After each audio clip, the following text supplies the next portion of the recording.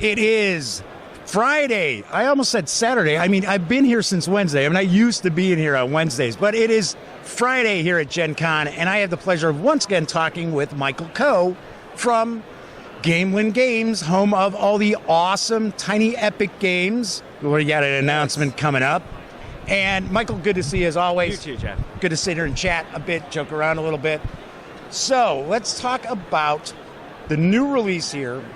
We could talk about Heroes again, but it's sold out. It's gone, Yes. Everybody. It's gone. My boot's too small right now for Heroes, too. I thought, yeah, that's true. I just need so much space for that Because one.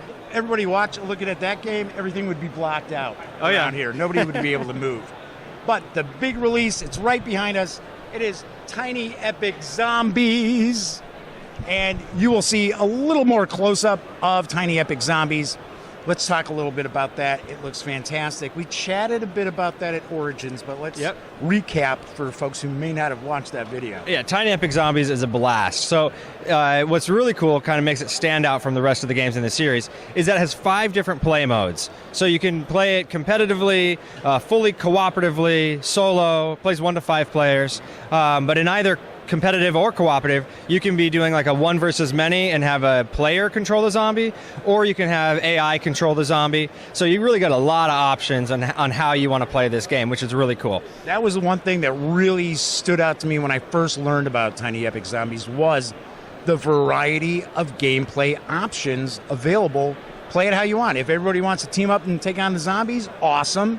If somebody wants to be like brains, they can do that too. It really captures that big box experience in a tiny box, which is what the whole series is about. Right. So, but in Tiny Epic Zombies, you're going to be trying to complete these different objectives. The zombies are just flooding the Echo Ridge Mall. There's been this big outbreak. Of course, you're controlling some, like a fry cook or a janitor or something like that. Retail employee. Yeah, but each of the characters also have a zombie version of them. And so if you get bit, then you have to turn your card over now to the, or if you die. I mean, it takes more than just one bite, right? I mean, there's a whole cool system about how you die in the game, actually. But then the zombie player now is controlling the player you were just controlling, or a character, and you got to get a new character, which is kind of cool. Which is nice because there's no player elimination that way. There's no player elimination, nope. But you gotta balance what you're going to do with your actions. Like, you're trying to complete these objectives, but if you spend too much time on that, then the zombies are just going to flood them all. You're going to get overrun, and it's going to be over. But if you spend too much time killing zombies, which is fun, and if you just get lost doing that, then the search deck is going to run out, and you're going to lose the game that way. Right. Gotta balance your options. I always love games that there's so much going on that I never have enough actions to do what I really want to do. I do dig that because it makes me have to sit there and think, as opposed to I just roll the dice and go, yeah, I'm done. Next turn. I think that describes most of our games. Most of our games, people are like, right when it ends, they're like, oh, I had so much going. I built such an engine. I just wanted to do a little bit more, which is great because then they get right back and they play it again and they can tweak their strategy to do what they missed out on the first time. And so one thing I also notice about the Tiny Epic lineup of games is that they play close.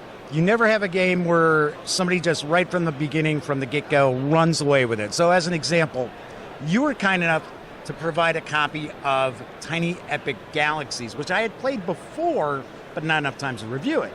So we busted out last night with my team, with my brother Greg and my nephew Cameron, and we played it a few times, and it was like so close every time we played. In fact, the first game we played, my brother Greg, who had never even seen the game and was actually texting a little bit while we were talking about the rules, he ended up beating everybody.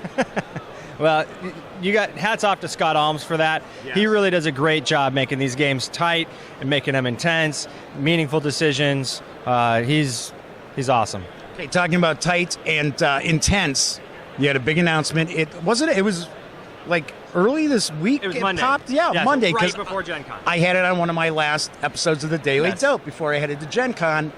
And you announced Tiny Epic Mechs, and I had actually known about this a little bit from Origins, but I didn't say anything. So let's talk a little bit about Tiny Epic Mechs, which I think is coming to Kickstarter September 13th. That's right, September 13th. So it's 3030. Mech Battles are the sport of the future. And this game is going to be an action programming game, an arena PvP style game, which is cool and new for the Tiny Epic line. And we're going to show a little bit of B-roll so people get to see the cool mechs. Make sure you get plenty of cool mechs. So that's kind of a marquee evolution of the item eeples for us, is putting them in these exosuits and these mech suits, which is really fantastic.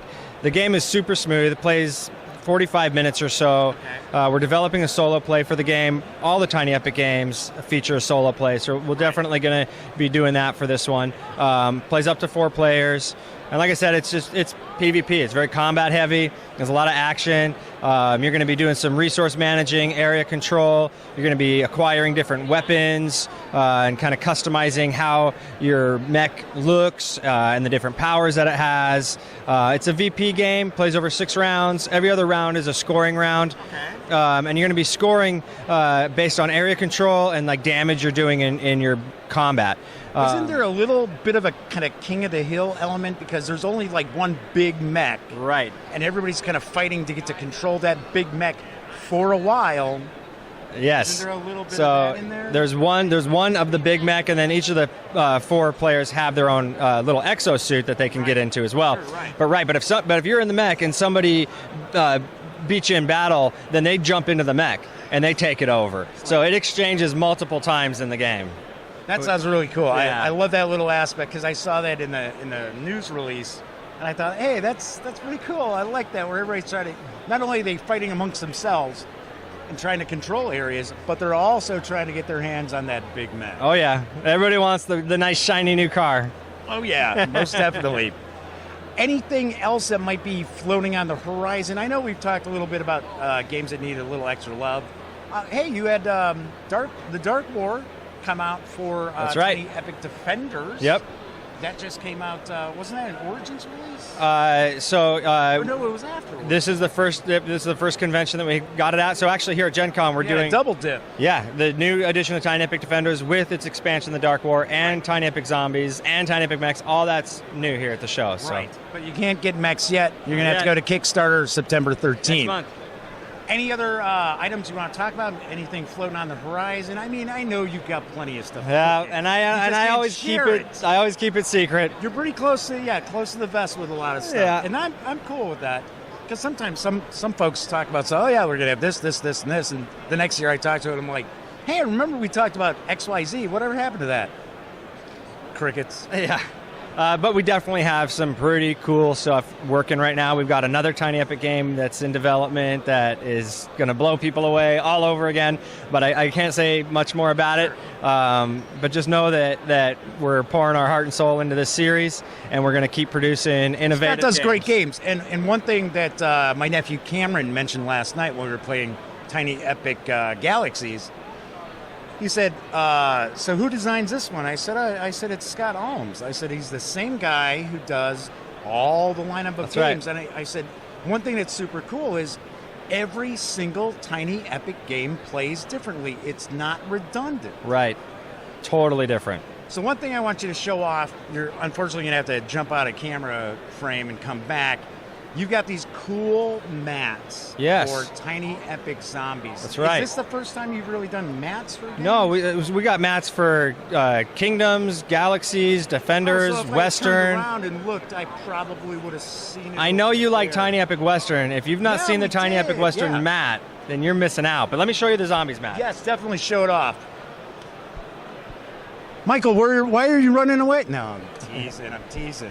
Look at the size of that. And it is mouse pad material here. Well, let's lift it up a little bit. Actually, you should hide my face, actually. That's better. There we go.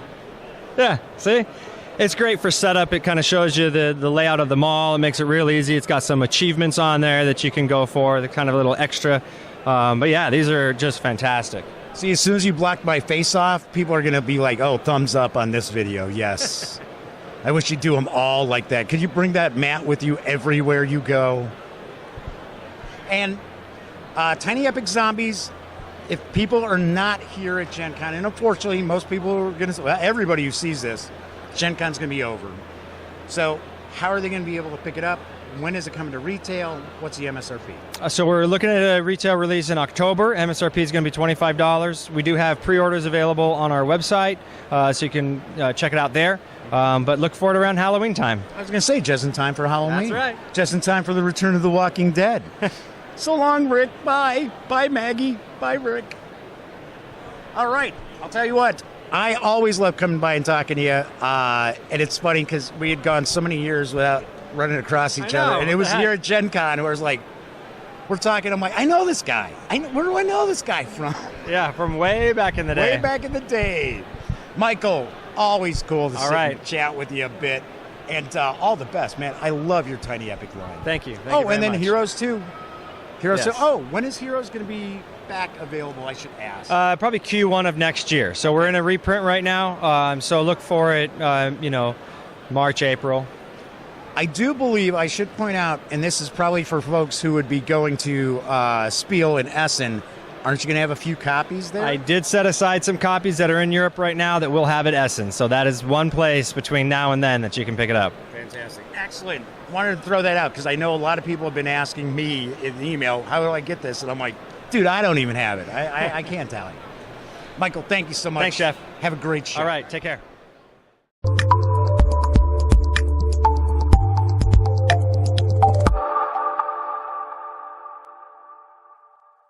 Thanks again for watching The Daily Dope, presented by The Gaming Gang.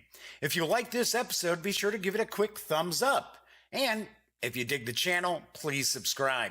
If you'd like to check out our previous episode, click right here. And if you want to check out a somewhat randomly selected episode, give a click right down here. It'll be like opening a box of Cracker Jacks. You just don't know what you'll get.